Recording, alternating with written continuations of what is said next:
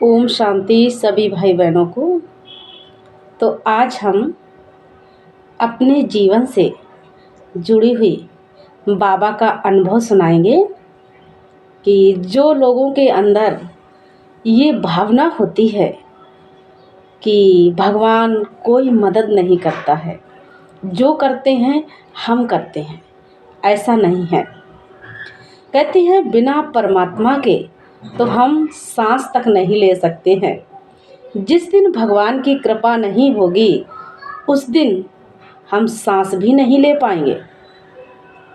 तो एक दिन ऐसा था कि शुरू की बात है, जब कोई भी व्यक्ति कोई भी कार्य करता है, शुरुआत में तो दिक्कतें समस्याएं तो सबके जीवन में आती हैं। तो जब शुरू में मैंने सेंटर खोला था तो एक दिन ऐसा था कि आश्रम में आटा नहीं था खाने के लिए। तो हमने बाबा से बोला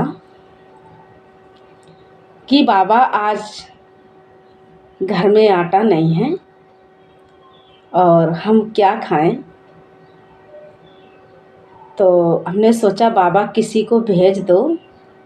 तो नहीं, हम आपको भोग कैसे लगाएं। सब्जी रखी हुई थी लेकिन आटा नहीं था। तो कहते हैं परमात्मा को अगर दिल से पुकारो, दिल से याद करो तो वो हर इच्छा आपकी पूरी करता है। अगर परमात्मा ने जीवन दिया है तो खाने पीने की व्यवस्था वही करता है। हम सब तो निमित्त हैं, निमित्त मात्र करते हैं, लेकिन करण करावनहार भगवान है। तो दिल से कभी ये मत सोचना कि परमात्मा मदद नहीं करता है। जितने भी दुनिया में आत्माएं हैं सबकी मदद ईश्वर करता है। हम तो सब निमित्त मात्र हैं, कराने वाला तो एक ईश्वर है। तो हमने कहा बाबा हम किसी को फ़ोन करके नहीं बुलाएंगे, किसी से नहीं कहेंगे कि हमें आटा दे जाओ। और शुरू की बात थी, किसी को इतना जानते नहीं थे, लोग थोड़े लोग आते थे, माताएं वगैरह।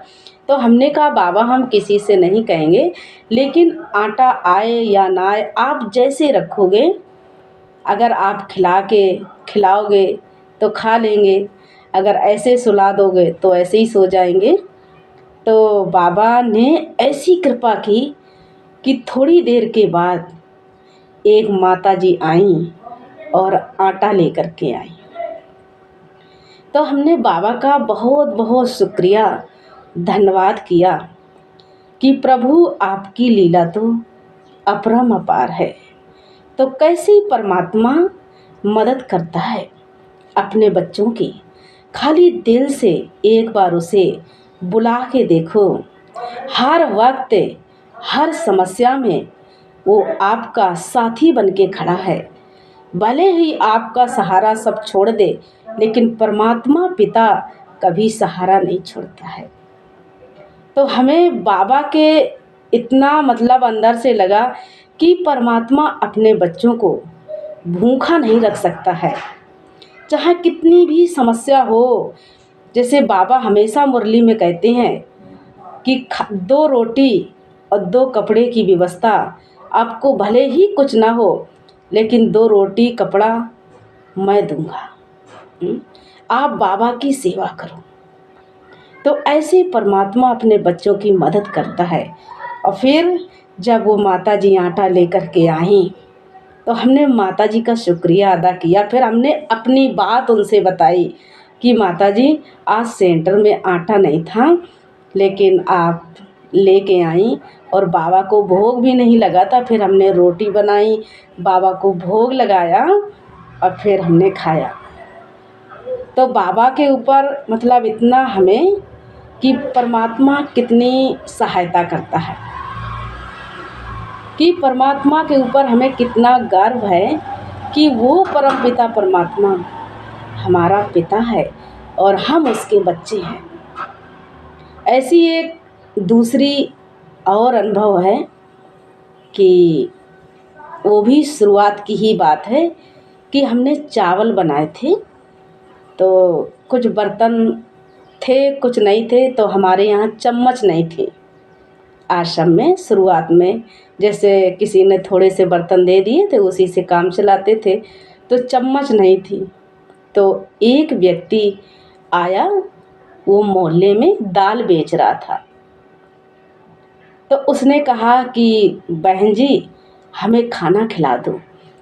उस दिन को हम कभी भूल नहीं पाते। ऐसा लग रहा था कि जैसे बाबा ने ही किसी को हमारे पास भेज दिया है। उस समय भी बहुत समस्या थी। एक माताजी के घर में रहते थे, तो वो भाई दाल बेच रहा था। कहता है कि दीदी, हमें खाने के लिए कुछ दे दो। तो हमने कहा भाई जी, हमारे पास कुछ नहीं है खाने के लिए, लेकिन हमने चावल बनाए हैं, तो आप खा लीजिए। तो हमने, बर्तन थे नहीं, थोड़े से थे, तो हमने कहा कि, तो ऐसी प्लेट में हमने उसको दोना में दे दिया। तो वो कहता है कि दीदी, हमें चम्मच दे दो। जैसे परमात्मा ने ही उसको फरिश्ता बना करके हमारे पास भेजा हो, तो वो यही कहता, दीदी हमें चम्मच दे दो, हम हाथ से नहीं खाएंगे। तो हमने कहा कि भाई जी, हमारे पास चम्मच नहीं है, आप हाथ से खा लीजिए। तो कहता है कि अच्छा।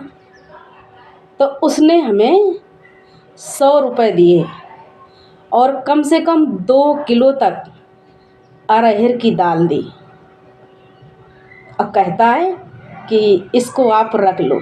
और उसने हमसे पैसे नहीं मांगे, पैसे नहीं लिए उसने हमसे। तो उस दिन को, वो कहानी हमें आज भी याद आ जाती है कि परमात्मा किसको भेज के किसके द्वारा सेवा करा दे, कुछ भी पता नहीं है। तो उसने हमें पैसे दिए, दाल दिए, हमने उसको सूखे चावल पके पकाए खिलाए, क्योंकि कुछ था ही नहीं बनाने के लिए। शुरुआत की बात में ऐसी बड़ी समस्याएं बहनों के साथ आती हैं, तो हमने उसको खाली चावल दिया। तो वो कहता है कि दीदी, आप 100 रुपये की चम्मच खरीद लेना और ये दाल रख लो, तो ये आप खाना। तो हमने कहा भाई जी, हमारे पास पैसे नहीं हैं, हम दाल के पैसे कहाँ से देंगे आपको। तो वो भाई बोला, कहता कोई बात नहीं है दीदी, हम आपको अपनी बहन समझ के दे रहे हैं, ये समझ रहे कि आप हमारी बहन हो, और आप 100 रुपये की चम्मच लेना, ये दाल रखो और बना के खाना। फिर उस भाई को हम डेली देखते रहे मोहल्ले में, फिर वो किसी दिन दाल बेचने नहीं आया। तो उस दिन को हमें ऐसा लगा कि जैसे स्वयं परमात्मा ने ही हमारी मदद करने के लिए उस फरिश्ते को भेजा। तो ऐसे बहुत सारे जीवन में अनुभव हैं, जो बहनें कितनी समस्याएं झेल करके, दुनिया के ताने, दुनिया की बुराई क्या क्या सुनती हैं और बाबा की बनती हैं, बाबा की सेवा करती हैं। कितने भाग्यशाली वो बाबा के बच्चे हैं, जिन्हें भगवान की सेवा करने का मौका मिला है।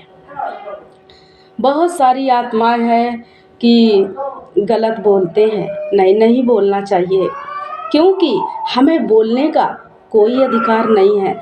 हम किसी भी आत्मा के बारे में गलत नहीं बोल सकते हैं, क्योंकि बाबा कहते हैं कि जैसे आपने किसी को गलत बोला, तो उस आत्मा का, जो बाबा ने कहा कि अगर आप किसी के प्रति गलत बोलते हैं, तो बाबा ने कहा उसका पाप कम हो जाएगा, लेकिन आपका चढ़ जाएगा। इसलिए जो अच्छा है, बुरा है, सबका पार्ट अपना अपना है। कहते हैं ना कि ड्रामा, इस ड्रामा में जो भी हो रहा है सब कल्याणकारी है। भगवान हमारे एक विशेषता देखता है, लेकिन 100 अवगुण नहीं देखता है, और दिल से कहता है, मेरे मीठे बच्चे, मेरे प्यारे बच्चे, आ जाओ हमारी गोदी में बैठ जाओ। तो जब परमात्मा के सभी बच्चे हैं, और सबके अंदर कुछ न कुछ विशेषताएं हैं, क्योंकि कलयुग है।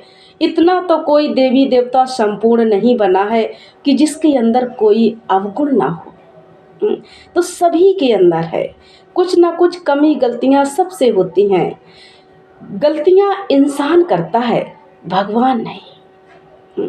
इसलिए कोई भी गलत नहीं है, सभी आत्माएं अच्छी हैं, सभी ईश्वर के बच्चे हैं।